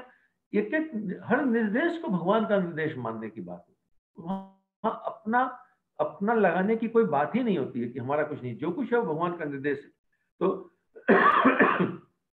यह उसके अंदर में हमको बड़े डूब जाने की बात भक्ति योग के अंदर में सिखाई जाती है। और अगर भक्ति योग मनुष्य का सार्थक हो गया, तो पहले तक, अभी तक की जितने अध्यायों की चर्चा हो रही थी, वस्तुतः ये सारा की सारी चर्चाएं उस भक्ति योग का बेस थी। और भक्ति योग जब आदमी के जीवन में फलित हो जाता है, तो वह एक रूप बन जाता है। फिर उसको कुछ दूसरी चीज की आवश्यकता ही नहीं, क्योंकि तब तो दोनों द्वैत का भाव समाप्त हो गया। फिर तो वहां जो कुछ भी, वहां परमात्मा ही परमात्मा का भाव आता चला जाता है, भगवान उसमें समाहित होते चले जाते हैं। तो ये बहुत ही महत्वपूर्ण ये जो है अध्याय है। और जितना इसमें डूबते जाएंगे उतना ही उसका आनंद प्राप्त करते चले जाएंगे। 13वां और 14वां अध्याय जो है वह क्षेत्र क्षेत्रज्ञ विभाग योग के रूप में और गुणत्रय विभाग योग के रूप में वर्णन है। और उसमें जैसा कि पिछली क्लास में भी आदरणीय सुभाष चंद्र जी भाई साहब ने कहा था कि ये क्षेत्र क्या है और क्षेत्रज्ञ क्या है। तो ये शरीर क्षेत्र है, और इस शरीर को क्षेत्र के रूप में जानने वाला क्षेत्रज्ञ है। यानी अगर हम ये मानते हैं कि मैं एक शरीर हूं, तो इस शरीर को शरीर मानने वाला फिर कौन है? मैं शरीर हूं, यानी मैं शरीर से अलग हूं, तो ये शरीर से जो अलग है वो कौन है? यही बात परम पूज्य गुरुदेव ने अपनी जो पहली पुस्तक लिखी, मैं क्या हूं, एक बहुत अध्यात्म पथ पर चलने वाले लोगों के लिए एक बहुत बड़ी मार्गदर्शिका है। हम सबके लिए बहुत शानदार पुस्तक है कि मैं क्या हूं। यही बात इसके अंदर में है कि मैं हूं क्या। यहाँ वो कहते हैं कि हम ये सारी ज्ञान योग, कर्म योग, भक्ति योग में जब आदमी प्रवीण होने लगता है, उसमें कुछ चल पड़ता है, तो वो अपने आप को शरीर से अलग हट करके अपने आप को महात्मा यानी अपने आप को परमेश्वर का अंश मानने लगता है, अंशी के रूप में देखने लगता है। तो यही भगवान इस अध्याय में इस अभ्यास करने की बात हमको कहते हैं कि हम इस बात का अभ्यास करें कि एक शरीर नहीं, हम आत्मा है। और शरीर को हमने धारण किया है। हमारे सारे क्रियाकलाप, जब हम ये कहते हैं कि हम आत्मा हैं, यानी कि हमारे कार्य इस स्तर पे हों, उसकी गरिमा इतनी रहे कि हम अपने आप को आत्मा के रूप में मान सकें। जैसे ब्रह्म जी गुरुदेव ने एक अखंड ज्योति में एक कहानी आई थी, बहुत अच्छी कहानी मुझे लगी थी। उस कहानी ये लिखा था कि एक राजा ने एक मुनादी फिरा दी कि एक राजा के दरबार में कि मुझे कोई बेवकूफ नहीं बना सकता है, कोई कैसा भी नाटक करे मैं उसको पकड़ लूंगा। राजा ने मुनादी फिराई। तो एक व्यक्ति, बहुत लोग कई तरह का स्वांग करके आया और राजा अपने गुप्तचरों से सबको पकड़ते चला गया, पकड़ लिया। कुछ दिन बाद में एक दुनिया के साथ दुनिया में जनता के अंदर में गांव में एक बात चली कि भाई गांव के बाहर एक संत महात्मा आए हैं और बहुत सिद्ध पुरुष हैं और किसी को कुछ लेते नहीं हैं, अपने ध्यान में रहते हैं, बड़े त्यागी आदमी हैं। वो अपने बस ध्यान में मगन व्यक्ति गार के कुटिया बना के रहता था, उसमें रहता था। कोई कुछ भी ला के दे करे उसकी तरफ बिल्कुल नहीं देखता था, बिल्कुल ध्यान नहीं लगाता था। धीरे धीरे उसकी यश कीर्ति राजा के पास तक पहुंची। राजा के पास पहुंची तो राजा भी वहां तक आया। राजा वहां आकर के उनको प्रणाम किया, नमस्कार किया, बहुत सारे फल फूल भेंट किया। उसने सबको प्रणाम करके विदा कर दिया। राजन मुझे कुछ नहीं चाहिए। राजा भी उसको प्रणाम करके चला गया। अगले दिन वो राजा के दरबार में आया और कहा, राजन मैं अपनी शर्त जीत गया, आपकी आप अपनी शर्त हार गए। बोले कैसे? बोले आपने कहा था कि कोई मुझको ऐसा बना नहीं सकता, देखिए आप कल आए थे वहां पर प्रणाम करने। बोले हाँ वो तो एक मैं महात्मा के पास गया था। बोले वो मैं ही हूँ। राजा बोले वो तुम ही हो? बोले हाँ। तो बोले आज तुम जिस छोटे से पुरस्कार के लिए आए इससे ज्यादा कल मैं दे रहा था, तब तुम उसको क्यों नहीं ले रहे थे? तो उस व्यक्ति ने एक बात कही कि तब मैं उसकी भूमिका में था, तब मैं एक संत की भूमिका में था, और जब मैं संत की भूमिका में था तो मुझको उसके रोल को पूरी तरह प्ले करना चाहिए। तो जब हम अपने आप को आत्मा की भूमिका में मान लेते हैं तो हमारे गुण कर्म स्वभाव भी उस योग हो जाते हैं कि हम शरीर नहीं आत्मा है। फिर शरीर की जो हमारी आवश्यकताएं वो अपनी जगह होती हैं और आत्मा की आवश्यकताएं अपनी जगह होती चली जाती हैं। और इस कहानी को जब मैंने पढ़ा तो मुझे ये समझ में भी बात आई कि गुरुदेव हमसे ये चाहते हैं कि बेटा जब तुम मेरा काम के लिए जाते हो, यानी जब तुम पीले कपड़े पहन करके किसी कार्य के लिए जाते हो, कार्यक्रम में जाते हो और करते हो, तो बाकी तुम्हारी जिंदगी तुम कैसी हो कैसे जियो वो अपनी जगह, लेकिन जब इस कपड़ों को पहन के जाते हो तो इनकी मर्यादा जरूर बना के रखना। और जब ये मर्यादाएं इनकी, मान लीजिए कि हम महीने में एक दिन किसी काम में गए और उस दिन पूरी तरह ब्राह्मणत्व का जीवन जी लिए, तो एक अभ्यास तो हमारे जीवन में आ गया ना कि ब्राह्मणत्व का जीवन कैसे जिया जाता है। और धीरे धीरे ये अभ्यास हमारे जीवन में आने लग जाएगा। इसलिए कहते थे गुरुदेव कि बेटा इन कपड़ों की गरिमा हमेशा ध्यान रखें। तो ये बात उसमें है। अध्याय 15वें में पुरुषोत्तम योग के अंदर में एक भगवान श्री कृष्ण एक वृक्ष के रूप में वर्णन करते हैं कि इसकी जटाएं ऊपर की ओर हैं और शाखाएं नीचे की ओर हैं।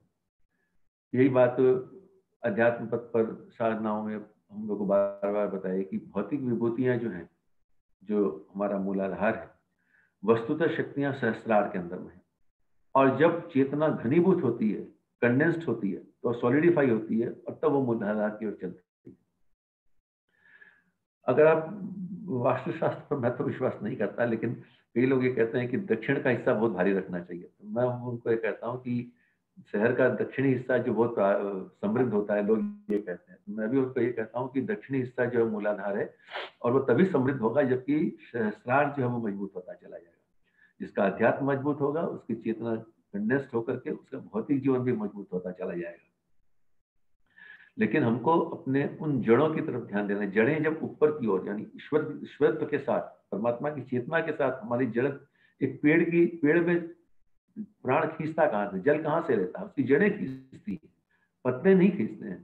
तो जड़ें जब हमारी ईश्वरीय चेतना के उस अंशों को खींचती है अपने अंदर में, तो हमारे फल फूल पत्ते सब विकसित होते चले आते हैं। यानी जब हम परमात्मा की चेतना को धारण करेंगे तो संसार की जितनी आवश्यकताएं हैं वो हमको मिलती चली आएंगी। और यही बात ईश्वरवाद उपनिषद के 4थे सूत्र में भी बात कही गई है कि तुम्हारी आवश्यकताएं जितनी है उतना तुमको दे दिया गया है, और आवश्यकताएं बढ़ेंगी तो उसके आगे का हिस्सा दे दिया जाएगा। और तब भी आ जाएगा कि जो दिया गया उसका सही रूप से पालन किया गया कि नहीं किया। जितना मिला है वो अगर सही ढंग से पालन किया तो हमको उसके आगे भी मिलता चला जाएगा। और हमको यही देखना है जो मिला है उसको हमने पालन किया कि नहीं किया, उसका सही सदुपयोग किया कि नहीं किया। जो भी ज्ञान हमको अपनी कक्षाओं में मिलता है वो हमारे जीवन में उतरा कि नहीं उतरा। जब हमको उतनी दूर तक मिल जाएगा तो उसके आगे की बात हमको अपने आगे भी समझ में आने लगेगी। तो उसके आगे की बात तब तक समझ में नहीं आएगी जबकि पहला अध्याय हमारा पूरा नहीं हो जाता। इस तरह वक्त समय भी हमारा पूरा होता चले आ रहा है। तो अब मैं सीधे अंतिम अध्याय में एक आता हूँ, मोक्ष संन्यास योग की बात। उसमें आते हैं गीता के उस टर्निंग में। यहाँ पे एक बड़ा ही महत्वपूर्ण बात अर्जुन यहाँ पे ये कहता है। वहां प्रथम दूसरे अध्याय में तो वो कहता है कि आप शिष्य के रूप में मुझे वर्ण कर, मैं शिष्य के रूप में आपके पास आता हूँ। और जब शिष्य के रूप में आता है तो वह नीचे होता है और कृष्ण खड़े हो जाते हैं।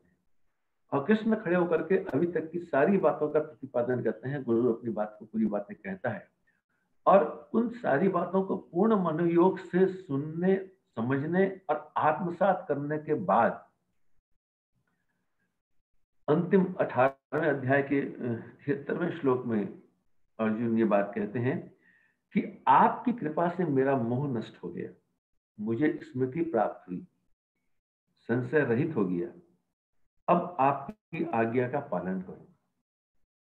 वहां भी ये कहता है कि ये मैंने अपने पुरुषार्थ से नहीं पाया, वो ये कहता है कि आपकी कृपा से मेरा मोह नष्ट हो गया।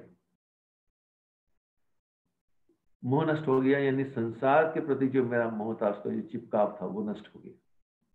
युद्ध तो करूंगा, लड़ूंगा, जीतने के लिए भी लड़ूंगा, लेकिन उसका मोह नहीं। मुझे स्मृति प्राप्त हो गई, मुझे स्मृति यह प्राप्त हो गई कि मैं अर्जुन नहीं हूं, मैं आपका अंश हूं, आपका एक हिस्सा हूं। मेरा संशय समाप्त हो गया, जीतूंगा कि हारूंगा कि क्या होगा। पहले दूसरे अध्याय में पूछता है कि क्या होगा, भगवान कहते हैं कि जीतोगे तो पृथ्वी के सुख को भोग करोगे, मरोगे तो वीर गति को प्राप्त होगे, स्वर्ग को प्राप्त करोगे। अब मेरा कोई संशय नहीं है कि क्या होगा क्या नहीं होगा, क्योंकि करने वाले तो आप हैं। तो संशय की कोई प्रश्न ही कहां। युग निर्माण होगा कि नहीं होगा, इसमें जब तक हमें संशय है तब तक हमारा शिष्यत्व विकसित नहीं हुआ, और जब हमारा शिष्यत्व विकसित हो जाएगा तो युग निर्माण होगा। इसमें कोई संशय की बात हमारे पास रहनी नहीं चाहिए। आपकी आज्ञा का पालन करूंगा, यानी गुरुदेव के निर्देशों का पालन करूंगा। मित्रों, गीता के इन अध्यायों के को मैंने गुरुदेव की बातों के साथ में हम कैसे समझें, इस दिशा में, इस संबंध में, गुरुदेव संस्कृति के उद्धारक हैं और गुरुदेव की चेतना को अगर हम माने तो ये बात मिलती चली जाएगी। तो जब ये श्लोक आता है तो बिल्कुल ये प्रश्न आंख के सामने खड़ा हो जाता है, अपनी चेतना के सामने खड़ा हो जाता है कि ये स्थिति हमारी कब होगी।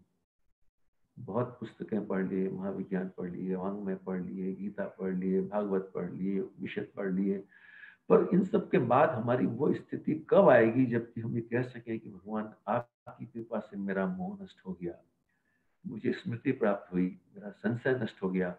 जिस दिन हमारी ये स्थिति हमारी हो जाएगी, उस दिन वो तभी होगी जबकि सच्चा शिष्यत्व हमारे अंदर विकसित हो जाएगा। वह हमारे ज्ञान की, कर्म की, भक्ति की पराकाष्ठा की स्थिति पे आ जाएगी।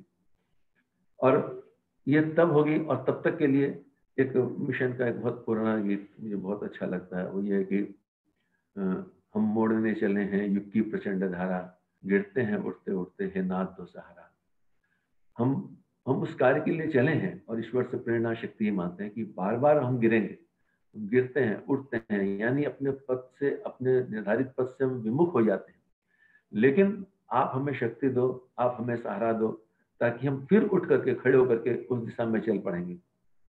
उस गीत का जो सेकंड स्टेंजा है वो मुझे बहुत अच्छा लगता है कि हम कर्म खुद करेंगे पर आन मांगते हैं, भगवान तुमसे कब हम वरदान मांगते हैं, बस एक सत असत की पहचान मांगते हैं। हम भगवान से बहुत कुछ मांगते हैं और उसमें उसमें बड़ा सूत्र दिया है गया कि मांगना क्या है। कर्म तो हम, पूरा गीता का ज्ञान का निचोड़ उसमें आ गया है कि हम कर्म तो हम करेंगे, हम कर्म खुद करेंगे पर आन मांगते हैं। हमारे कार्य कभी भी गलत कार्य ना हो। आन मतलब भगवान की शान मांगते हैं। भगवान तुमसे कब हम वरदान मांगते हैं, हम आपसे वरदान कब मांगते हैं कि आप हमारे ये कर दीजिए, वो कर दीजिए। आपने ज्ञान दिया है, आपने बुद्धि दी है, पुरुषार्थ दिया है, हम कब करेंगे। बस एक सत असत की पहचान मांगते हैं कि सही क्या है, गलत क्या है। यह ज्ञान हमको मिलता चला जाए तो हमारा जीवन धन्य बनता चला जाए, गीता हमारे जीवन में उतरते चली जाए। मित्रों, इस बात के साथ समय भी 6:01 हो गई है। मैंने जिस तरीके से जो कुछ भी गीता को अपने गुरुदेव के साथ में कोरिलेट करके उन बातों को समझने का, अपने जीवन में कैसे उन चीज को ला सकें, इसके विषय में अपनी एक बात रखने का आपके बीच में प्रयास किया। हालांकि आप सब बहुत उच्च स्तर के साधक लोग हैं इस क्लास में, उसकी तुलना में मैं अपने आप को इस योग्य नहीं पाता, लेकिन जब भी मैं क्लास लेता हूं तो मुझे ये लगता है कि क्योंकि ये एक सिलेबस है, एक पढ़ाई है, तो इसमें परीक्षा भी देनी पड़ती है। जिस दिन मुझे कोई क्लास लेनी पड़ती है तो मुझे ऐसा लगता है कि आज आज मेरा एग्जाम का दिन तय किया गया है कि मैं अपने सभी शिक्षकों के सामने अपना एक परीक्षा दूं, अपना एक एग्जामिनेशन दूं, और उस एग्जामिनेशन के साथ मैं देखूं कि मैं कितना पढ़ पाया, कितना जान पाया, कितना आगे बढ़ पाया। तो इसके साथ ही मैं अपनी बात को यहाँ विराम करता हूँ। और क्वेश्चन आंसर का सेशन तो क्या कहूँ, मैं तो ये कहूँगा कि गीता पढ़ने के बाद में तो प्रश्न, जिसके पिछली क्लास में चंदन जी ने बहुत मजेदार बात कही थी, और वो ये कही थी कि सतयुग के अंदर में तो हर चीज इनफाइनाइट के साथ जुड़ी हुई थी। त्रेता काल के अंदर में कुछ नियम चीजें बनने लगी, द्वापर में उन कृतियां के रूप में बनने लगी, और कलयुग के वो मैं उस पर नहीं, बहुत लंबा विषय था, पर कलयुग के लिए उन्होंने कहा कि बहुत से प्रश्न आते हैं और प्रश्नों का समाधान नहीं मिलता है। प्रश्न तो है, उत्तर है, पर समाधान भी नहीं मिलता। यहाँ ये कलयुग है, समाधान मिल जाए तो कलयुग समाप्त हो जाता है। तो गीता के इस अध्याय में तो समाधान ही समाधान है, और आप सबको जीवन में ऐसी बहुत सी अनुभूतियां हुई होंगी। तो मैं प्रश्नोत्तर के सेशन की बात तो नहीं कहता कि आप में से सभी गुणीजन हैं, लेकिन मैं आप सबसे ये अनुरोध जरूर करूंगा कि आपको गीता के इन अध्यायों का आप सब ने अपने जीवन में कभी ना कभी, कहीं ना कहीं कुछ ना कुछ अनुभव किया होगा। तो इस अनुभव को शेयर करें, इस अब अगले आधे घंटा के अंदर में उनको शेयर करें, ताकि सब, जब हम किसी के अनुभव को सुनते हैं तो हमारा विश्वास बढ़ता चला जाता है, हमारे उस पर आस्था बढ़ती चली जाती है। तो मैं आदरणीय बाबूजी से कहूंगा कि आप मेरे से जो कुछ भी कमियां रह गई, गलती रह गई, उसको पूरा करें, चीज़ों को आगे बढ़ाएं, और सभी से कहूंगा कि आप अपने अनुभवों को उसमें रखें, और अगर कोई प्रश्न हो तो उसको रखें। आदरणीय बाबूजी उनका समाधान भी करेंगे हमारे बीच में। भाई साहब प्रणाम।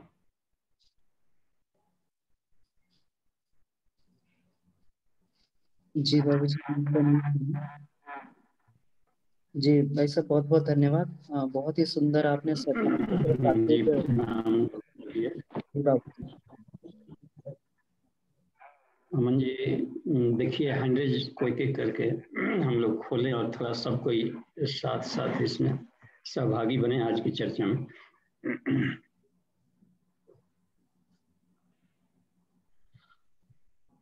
अमन जी 100 को खोलें। जी ये अगस्ती जी का है।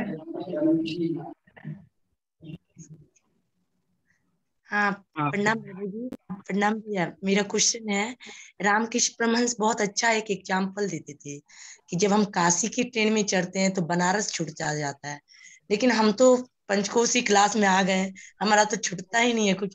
प्लीज इसको एक्सप्लेन करिए और प्रॉपरली डीपली एक्सप्लेन करिए। थैंक यू बाबूजी, थैंक यू भैया, बहुत अच्छा क्लास था।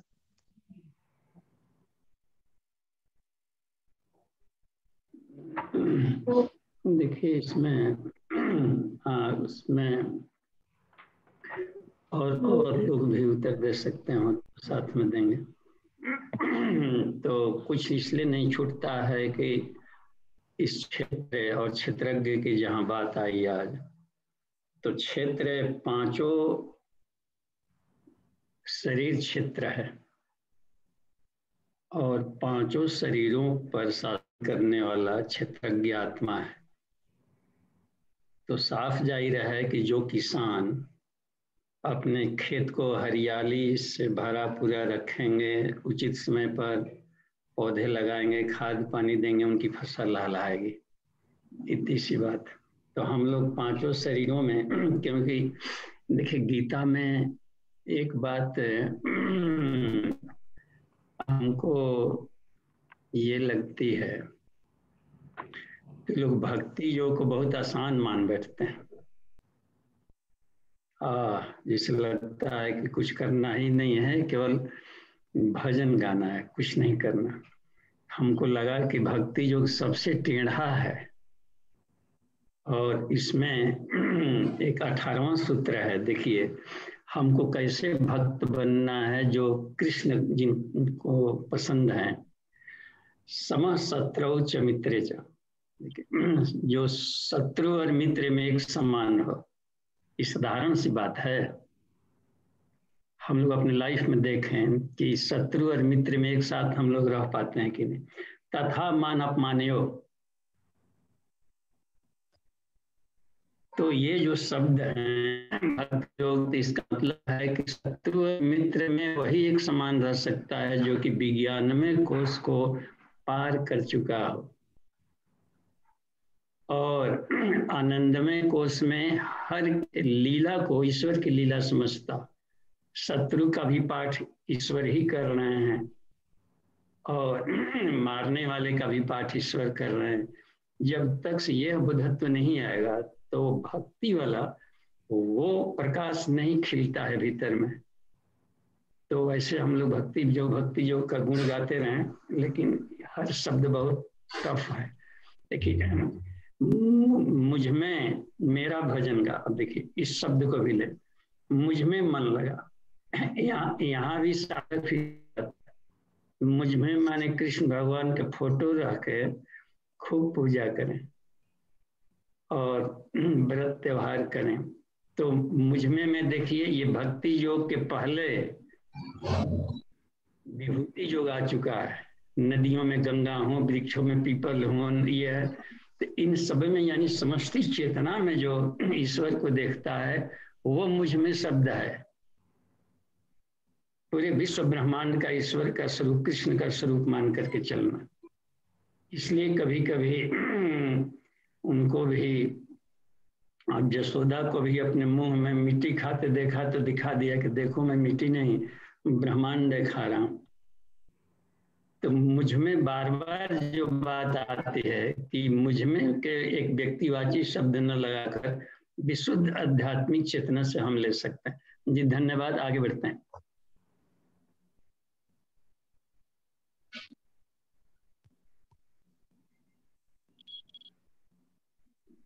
अमन जी आप देखिए, विकी जी का हैंड रेज है।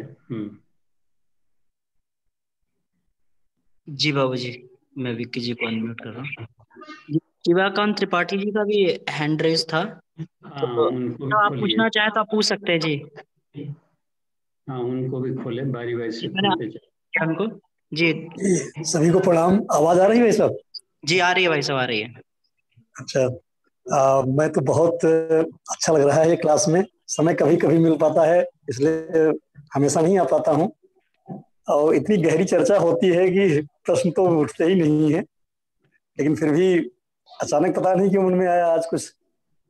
एक चीज मेरे समझ में आई थी कि इससे जो अपने यहाँ अध्यात्म में शब्द होते हैं, गीता जैसे अर्जुन और भगवान के बीच का संवाद है, तो उसमें श्री भगवान उवाच बोलते हैं, और गुरु गीता में वहां पे ईश्वर उवाच शब्द आता है। तो इनका कुछ गहरा रहस्य है क्या बाबू जी? कुछ प्रकाश डालेंगे इस पे? देखिए, भगवान उवाच तो उन्होंने बार बार इस बात को कहा है कि पूरी प्रकृति को मैं मुट्ठी में लेकर के आता।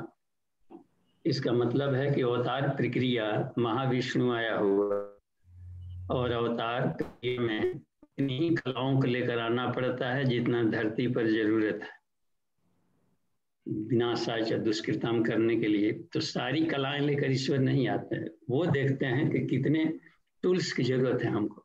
तो कला भी एक टूल्स है, नाद बिंदु कला की साधना।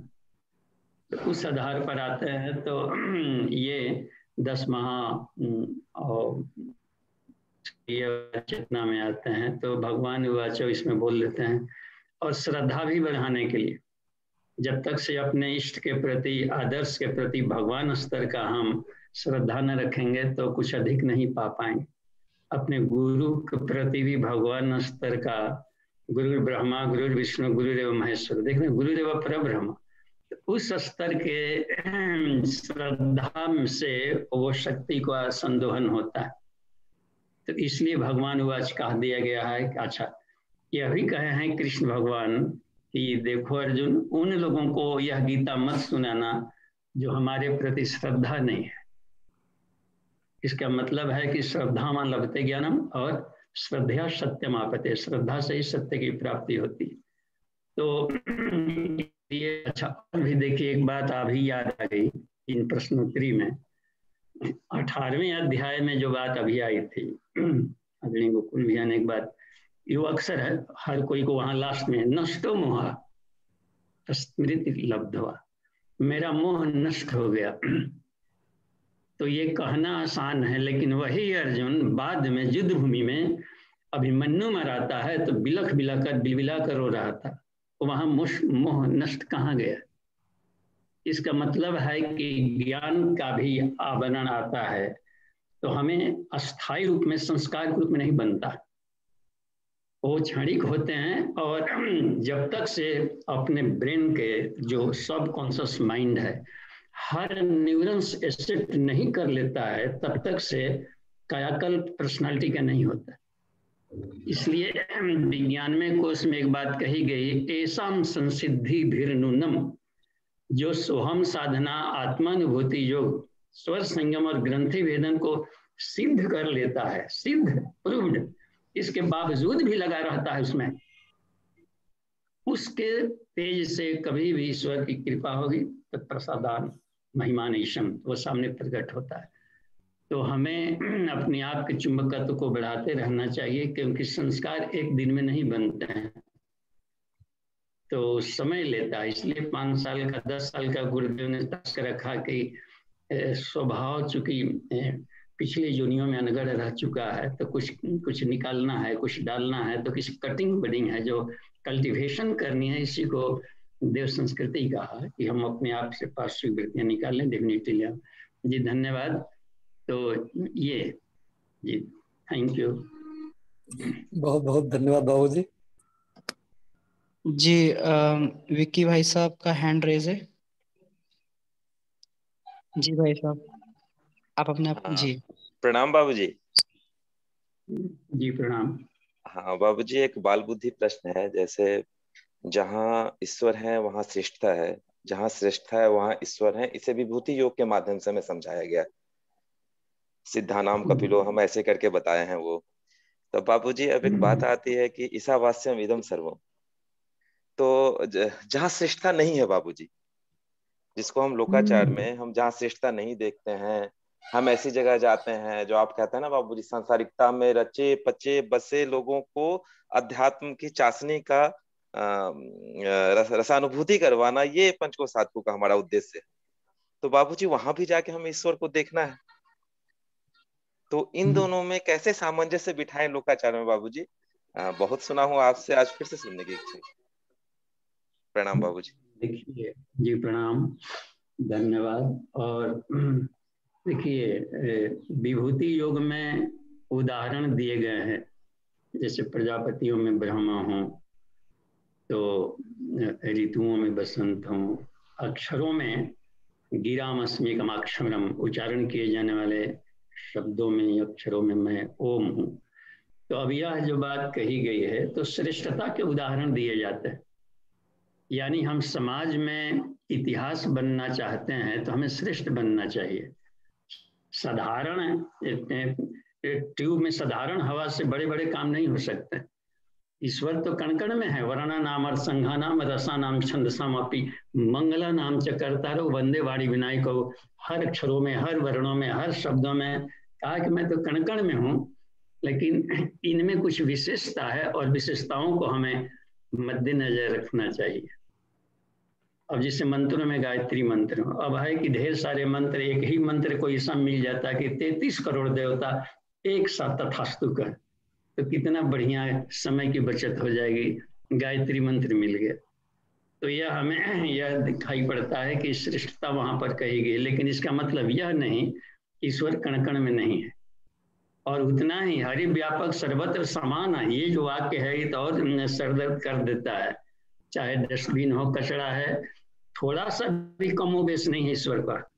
एकदम हमने देखा कि एक आदित्य वर्ण तमसा प्रस्ताव, हर जगह एक दिव्य प्रकाश पूरी यूनिवर्स में घुला हुआ, यहाँ तो कोई दूसरी सत्ता ही नहीं, अमृतम दिव्य। तो यह बात हम लोग को देखते हैं कि कण कण में है, लेकिन श्रेष्ठता से हमें प्रेरणा मिलती है लीडर से, आदर्श व्यक्ति से। विवेकानंद हो गए या और भी जो महापुरुष होते हैं, जितने गुरु लोग हैं अपने अपने अध्यात्म के क्षेत्र में गाइड कर रहे हैं, या और भी महापुरुष संत नानक देव जैसे, श्री अरविंदो जैसे लोग हुए, तो ये लोग आदर्श रूप में अपने आप को रखा, ताकि वो टीम लीडर गाइड करता है, उनसे हम कुछ सीख सकें, कुछ प्रेरणा ले सके। इस अर्थ में सिर्फ कहा गया है वहां पर, लेकिन यह बात कही गई है कि मैं कितना गिनाऊं अर्जुन, सब में मैं हूँ, बस यह बात उसमें कही है इस बात पर। जी धन्यवाद। विक्की भैया, यहाँ मैं आपको थोड़ा सा और एक बात, अपने बाबूजी ने बहुत उच्च स्तर के आध्यात्म की बात कही, मैं एक व्यवहारिक बात ये कहता हूँ। मुझे ऐसे समय में ऐसा लगता है कि क्योंकि सृष्टि के अंदर में दोनों चीजें परमात्मा की बनी हुई है। यहाँ जो कुछ अच्छा बुरा सब कुछ उसका बना हुआ है, और उसमें से निकलने के लिए हमको एक मार्गदर्शन दिया, और यही हमारा पाथेय है कि हम कैसे बढ़ सके। तो हर एक में ईश्वर की सत्ता तो है, चाहे मैं हूं, चाहे आप हो, चाहे कोई भी हो। हम दूसरों की बात छोड़ते अपनी बात कर लें कि हमारे अंदर में भी बुराइयां भी हैं, हमारे अंदर में अच्छाइयां भी हैं, और उसमें से अच्छाइयों को विकसित करने का टास्क हमको दिया गया। जो एक बात इसके पहले आई थी कि सूर्य तो अपनी जगह, ज्ञान तो अपनी जगह है। जब हमारा मुंह सूर्य की तरफ मुड़ता है पृथ्वी का, तो सूर्योदय होता है।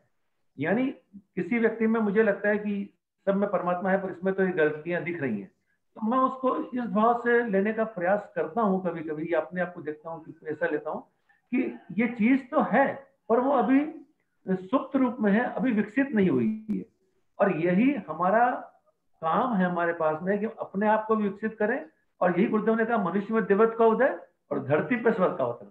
धरती पर स्वर्ग का अवतरण तभी होगा कि सबके अंदर में भी हम अपने आप को एक आदर्श के रूप में प्रस्तुत कर सकें, जिसको देख के लोग प्राप्त करें, और लोगों को मोटिवेट कर सके कि इस दिशा में अपनी अच्छाइयों को विकसित करने का प्रयास करें। तो जब व्यक्ति अपने अंदर की अच्छाइयों को विकसित करेगा, तो उसके अंदर के ईश्वरत्व तो हमको दिखने लग जाएगा। यही बात मुझे लगता है कि वहां कही गई थी कि जब विभूतियां होती हैं, तो वो उन विभूतियों के रूप में मैं विकसित होता हूँ।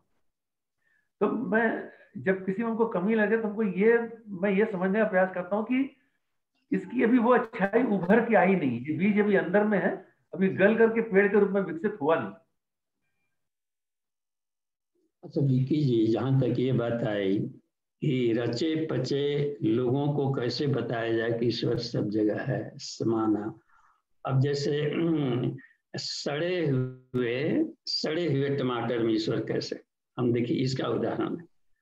तो ये सड़ा हुआ टमाटर ही कंपोस्ट खाद बनेगा, और यही रिसाइकलिंग होकर के इतना स्वस्थ टमाटर में बदल करके आता है। तो ये नहीं रहता तो ये स्वस्थता नहीं मिलती। कंपोस्ट तो मल ही बल है। जब पौधे ऑक्सीजन देते हैं तो उनका मल होता है, और हम लोगों के बल का कारण बनता है। और हम कार्बन डाइऑक्साइड छोड़ते हैं, तो ये मनुष्यों का मल है, और उसके लिए देखिए बल का काम करता है। तो ये सृष्टि में एक ऐसी व्यवस्था बनाई गई है कि रिसाइकलिंग मेथड से सब चलते हैं। कचरा ही जा करके रिसाइकलिंग होकर के और उसके लिए एडिबल पार्ट्स बन जाता है। तो अच्छा ऐसे भी देखिए, एक साइंस के ढंग से हम लोग देखें तो सड़े से सड़े गले पदार्थों के एटम की संरचना को देखा जाए, तो एटम की संरचना में तो विशुद्ध वो प्रकाश का पार्टिकल है, तो वहां पर सड़न कहाँ?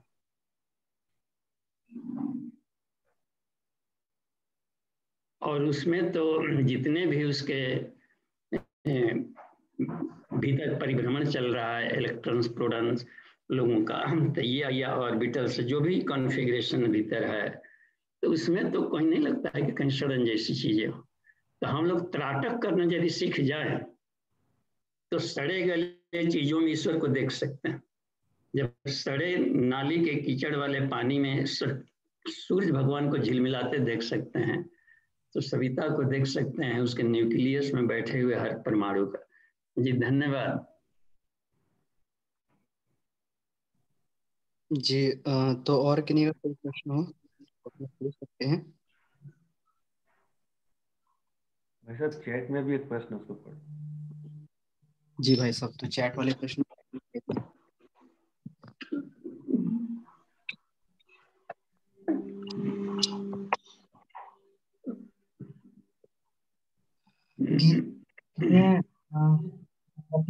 लिखा है गीता के अंतिम अध्याय यानी 18वें अध्याय में भगवान अर्जुन को कहते हैं कि अब तक जो भी मैंने ज्ञान दिया उसे सब भूलकर मात्र मेरे शरण में आ जाओ।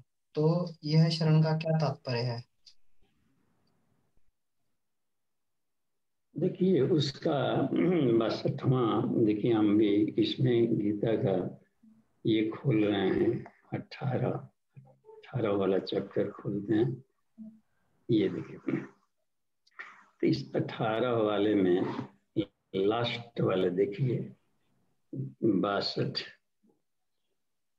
63 देखिए, हे भारत, देखिए इस वाले 62वां वाले सूत्र को देखिए, 18 अध्याय के 62वां सूत्र, तमेव शरणं गच्छ, तम तम शब्द है, माम शब्द यहाँ नहीं है, माम एकम शरणम गच्छ। तम तम एव शरणम गच्छ सर्वभावेन भारत, यानी हे भारत सब प्रकार से तो उस परमेश्वर की शरण में जा, उस परमात्मा की कृपा से ही परम शांति को प्राप्त होगा। तत्प्रसादात परम शांति स्थानम प्राप्स्यसि शाश्वतम। तो तम शब्द मतलब होता है कि आत्मा की साधना करें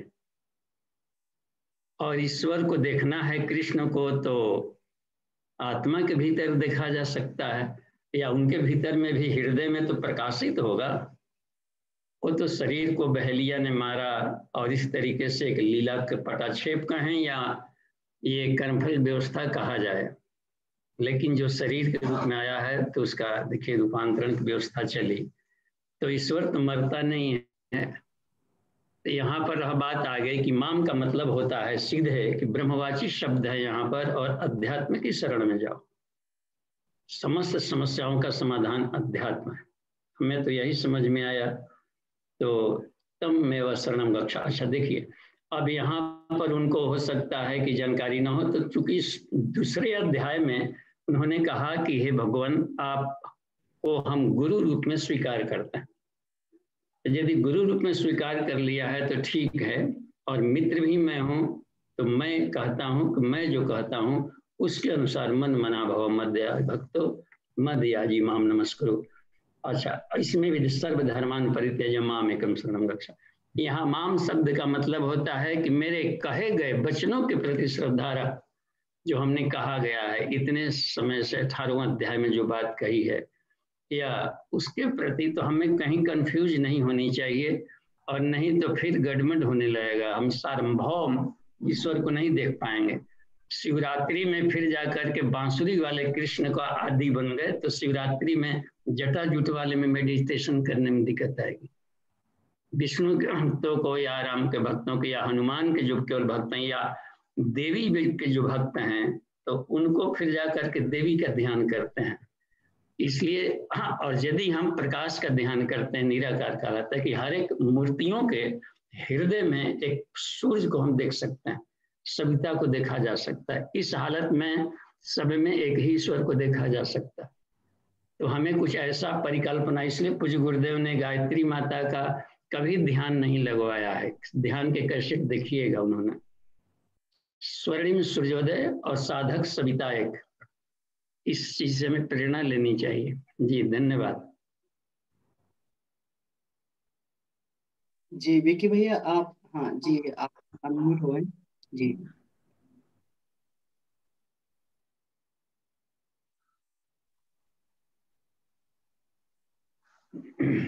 जी विकी भैया आप अपने आप को अनम्यूट कर लीजिए। जी जी जी बाबूजी प्रणाम। मैं म्यूट हो गया था इसलिए उस समय नहीं बोल पाया, फिर भैया से रिक्वेस्ट की।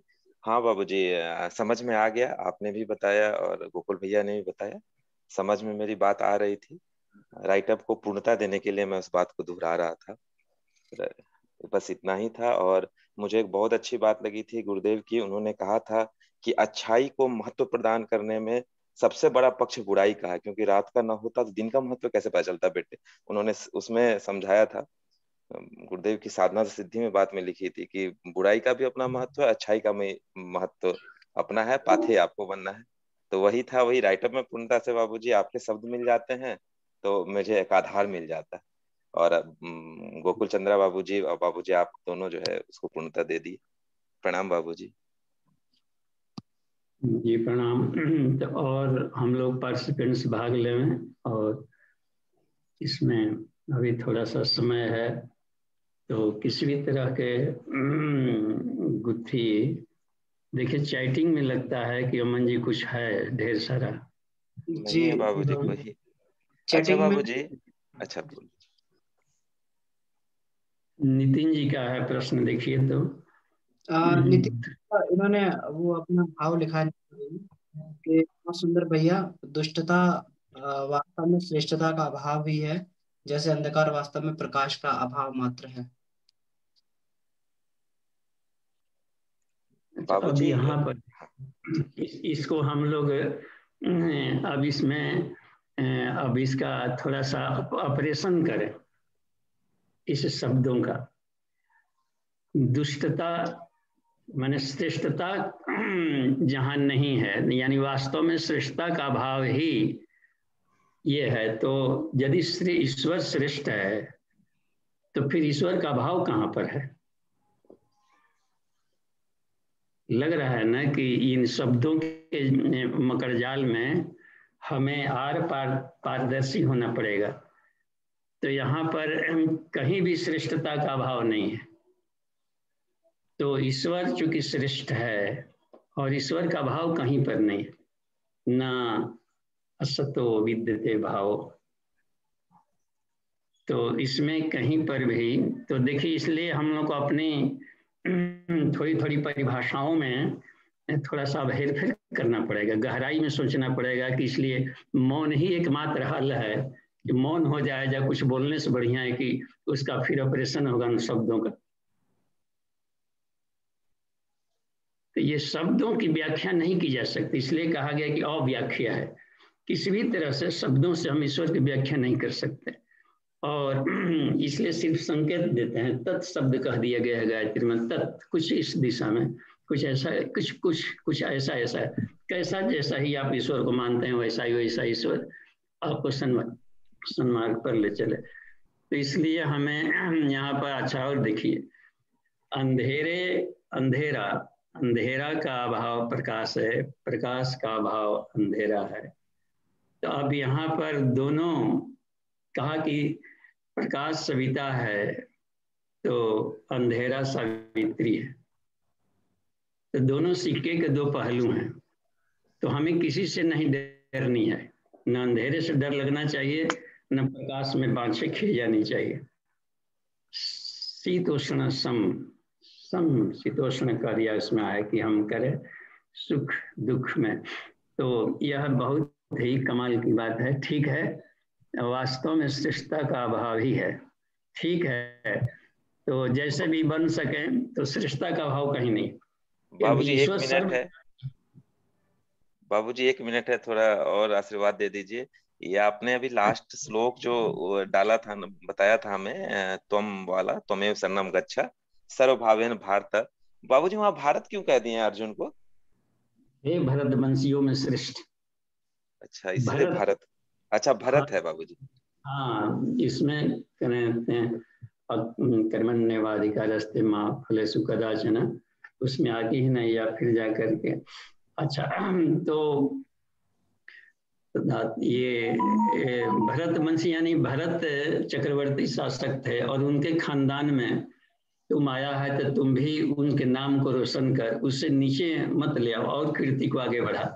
इसलिए भारत शब्द का प्रयोग किया है। कहीं कहीं पर संजय ने भी धृतराष्ट्र के लिए भारत का प्रयोग कर दिया। हाँ बाबूजी, इसका मतलब है कि हे भरतवंशियों में तू लोग जीने वाले, अपने आप के स्तर को मत नीचे गिरा। हाँ, इतना है क्योंकि देश का भी नाम भारत है, तो मैं थोड़ा बोला कैसे क्यों बोल रहे हैं, उनको भी इनको भी, दोनों को भारत। राजा थे इसलिए बाबूजी। हाँ, राजा थे, और तू उसके खानदान का है, तो तू क्यों इस तरीके के जगहसाई वाला चिंतन रखता है और मुंह से भरा पूरा। एक राजा को राजा जैसा होना चाहिए जैसे कि भरत थे जी, और उन दिनों में। यह बात कह गई है सुंदर सा। और एक और इसमें एक बात याद आ गई थी, फिर कहीं स्लिप कर गया, तो फिर कभी याद आने पर हम लोग लेंगे। तो बाबूजी प्रणाम, बस आवाज आ रही है सर? जी जी जी, त्रिपाठी जी भाई साहब आ रही है। जी बाबूजी, एक प्रश्न था, निवेदन था कि गायत्री की उपासना में हम लोग बोलते हैं स्तुतामया वरदामया व्रजत ब्रह्म लोकम, और गीता में कहा गया है कि आ ब्रह्म भुवनान लोका पुनरावर्तु अर्जुन। मतलब उसमें कह रहे हैं कि ब्रह्म लोक तो जाने के बाद भी पुनरावर्तन होता है। तो ये दोनों में कैसे समन्वय? देखिए, यहाँ पर जो पुनरावर्ती शब्द कहा गया वो ब्रह्मा के लोक को कहा गया है। ब्रह्मा को भी ब्रह्म शब्द कह दिया जाता है कहीं के। तो वो प्रजापतियों का समूह है, ब्रह्मा विष्णु महेश स्तर का। क्योंकि जब सृष्टि उत्पन्न होती है तभी उसके संचालक, पोषक और संहारक की व्यवस्था बनती है। तो ये प्रजापति लोक तक पुनरावर्ती है, तो वहां भी ब्रह्म शब्द का प्रयोग किया गया है। लेकिन तो हम में आकर के मिल जाएगा, इसको बात के कहा है, तो वहां पर वो ब्रह्मलोक। यहाँ पर जो ब्रह्मलोक है वो छांदोग्योपनिषद का लास्ट वाला जो लाइन है, न च पुनरावर्तते न च पुनरावर्तते, लौट करके जहां पर से नहीं आया जाता। यानी मतलब है कि जब चाहें तो फ्री पास मिल जाता है। लौट के आने का मतलब ऐसा नहीं कि हम बैंड लग गया कि कहीं नहीं जाएंगे, फ्री पास मिल गया, जब चाहे तब आएंगे, बुद्ध की तरह जब चाहेंगे तो चले जाएंगे, कहीं भी किसी लोक में आने जाने का कोई एकदम फ्री पास, ये वहां पर रखा गया है उसमें करने का। तो बृहद ब्रह्मलोक वहां स्मरण मात्र से बात बनती है, तो वो वाला ब्रह्मलोक है न चपुना, जहां सेवरी वहां गई जहां से नहीं फिर आई, लौट के नहीं आई। जी धन्यवाद, प्रणाम और शांति पाठ। प्रणाम बाबू जी, प्रणाम। जी बाबू जी, शांति पाठ का समय है, तो शांति पाठ किया जा सकता है। जी बाबू जी। शांति जी पाठ करें। हाँ जी, तो कुछ शांति पाठ। शांति शांति शांति। सभी भाइयों को प्रणाम, नमस्कार।